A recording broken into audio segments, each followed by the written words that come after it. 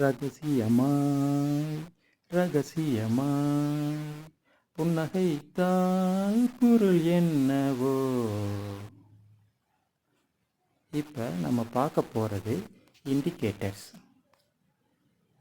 இண்டிகேட்டர்ஸ்னால் என்னென்னா, இது சார்ட்டில் இருக்கிற மறைபொருள் ரகசியத்தை நமக்கு காட்டி கொடுக்குற ஒரு கருவி. இது ஒரு மேக்ஸ் டூல். அதை யூஸ் பண்ணி மார்க்கெட்டோட ஸ்ட்ரென்த்து வீக்னஸ்ஸு எல்லாமே நம்ம கண்டுபிடிக்க முடியும். இந்த மேக்ஸ் டூலோட பேக்ரவுண்டை பற்றி தான் நான் எக்ஸ்பிளைன் பண்ண போகிறேன். ஓகேவா? அந்த பேக்ரவுண்டு சும்மா அண்டர்ஸ்டாண்டிங்க்கு தான். நம்ம அந்த மேக்ஸ் கால்குலேஷன் எதுவுமே இங்கே போட தேவையில்லை. அந்த இதில் ஏற்கனவே பில்டிங் டூல் இருக்குது. அந்த டூலை மட்டும் தான் நம்ம யூஸ் பண்ண போகிறோம். அதனால் இதை சும்மா நீங்கள் அண்டர்ஸ்டாண்ட் பண்ணாலே போதும். ஓகே. ஃபஸ்ட்டு டூல் என்ன அப்படின்னா, சிம்பிள் மூவிங் ஆவரேஜ். இந்த மூவிங் ஆவரேஜ் எப்படி கண்டுபிடிக்காங்க அப்படின்னா, நம்ம சார்ட்டில் ஒரு ஷேரோட டெய்லி ப்ரைஸ் கேண்டில் இருக்குதுன்னு வச்சுக்கோங்க. ஒரு 10 நாள் ப்ரைஸ் கேண்டில் எடுத்து அந்த 10ஐயும் கூட்டி 10ஆல் வகுத்தா நமக்கு ஆவரேஜ் கிடைக்கும். கரெக்டாக? அந்த ஆவரேஜுக்கு பேர் தான் சிம்பிள் மூவிங் ஆவரேஜ். அடுத்தது என்ன அப்படின்னா, எக்ஸ்போனன்ஷியல் மூவிங் ஆவரேஜ். இது எப்படி கண்டுபிடிக்காங்கன்னா, அதே 10 நாள் டேட்டாவை எடுத்துக்கிட்டு ஒவ்வொரு நாளுக்கும் ஒவ்வொரு இம்பார்ட்டன்ஸ். முதல் நாளுக்கு கொஞ்சம் இம்பார்ட்டன்ஸ், 2ஆவது நாளுக்கு அதிக இம்பார்ட்டன்ஸ், அப்படி ஒவ்வொரு நாளுக்கு இம்பார்ட்டன்ஸை கூட்டி ரீசண்டாக உள்ள கடைசியாக உள்ள நாள்களுக்கு அதிகமான இம்பார்ட்டன்ஸ் கொடுத்து அதோட ஆவரேஜை கண்டுபிடிக்கிற ஒரு மெத்தட். இந்த மெத்தடுக்கு பேர் தான் எக்ஸ்போனன்ஷியல் மூவிங் ஆவரேஜ். ஓகேவா? இப்போ ஷேரோட ப்ரைஸு மூவிங் ஆவரேஜுக்கு மேலே போச்சுன்னா அது அப் ட்ரெண்டுன்னு அர்த்தம். அதே நேரத்தில் ஷேரோட ப்ரைஸு மூவிங் ஆவரேஜுக்கு கீழே போச்சுன்னா அது டவுன் ட்ரெண்டுன்னு அர்த்தம்.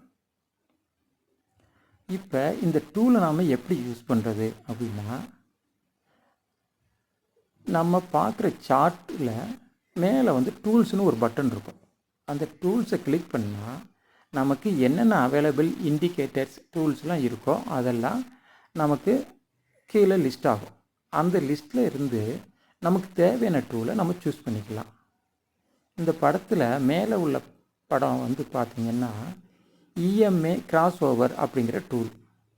அந்த இஎம்ஏ கிராஸ் ஓவர் நான் சூஸ் பண்ண எதுவுமே அதுவே ஆட்டோமேட்டிக்காக 20 EMA 50 EMA cross over tool அப்படின்னு டிஸ்பிளே ஆகும்.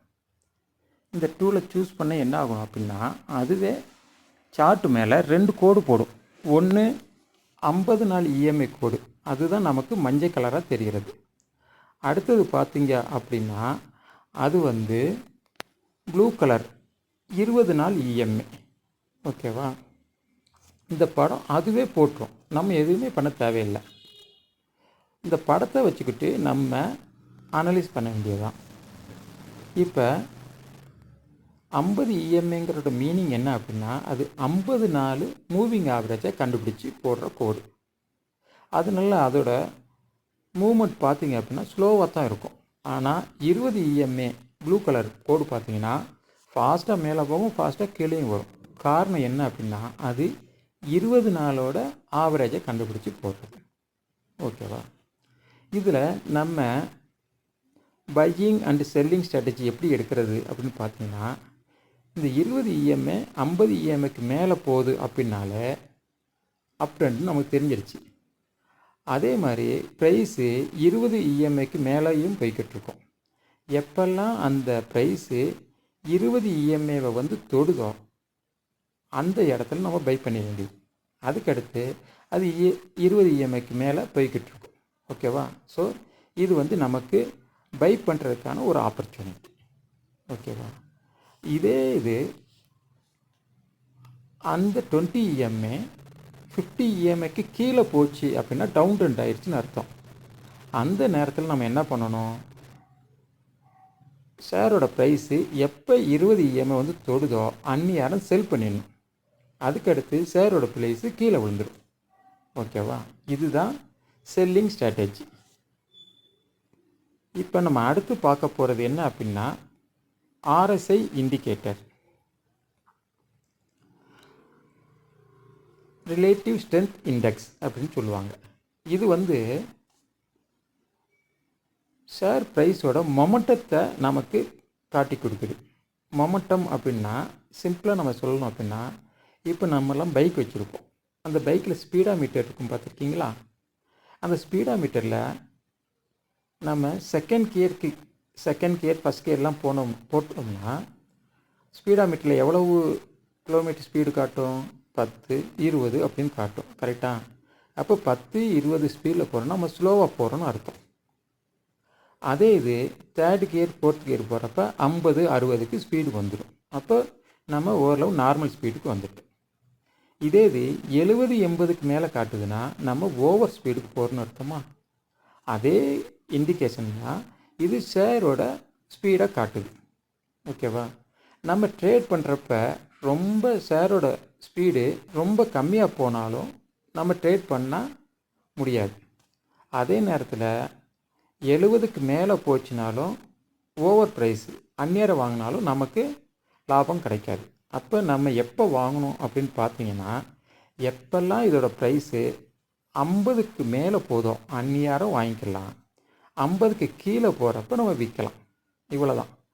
30லையும் நம்ம 30க்கு கீழே போனாலும் நம்ம வாங்கக்கூடாது, விற்கக்கூடாது. அதே மாதிரி 70க்கு மேலே போனாலும் நம்ம எதுவுமே எடுக்கக்கூடாது. ஸோ 50 கிராஸ் பண்ணி 60ல் போகிறப்ப வாங்கலாம், அது மாதிரி 50 கிராஸ் பண்ணி 40 போகிறப்ப விற்கலாம். ஓகேவா? ஸோ இது வந்து நம்ம ரெண்டுக்கும் தனித்தனி ஸ்ட்ராட்டஜி பார்த்தாச்சு. இப்போ இந்த ரெண்டையும் மிக்ஸ் பண்ணி ஒரு ஸ்ட்ராட்டஜி க்ரியேட் பண்ணோம்னா நமக்கு இன்னும் எஃபெக்டிவாக இருக்கும்ல, அதுக்கான ஒரு ஸ்ட்ராட்டஜி தான் நான் இப்போ சொல்ல போகிறேன்.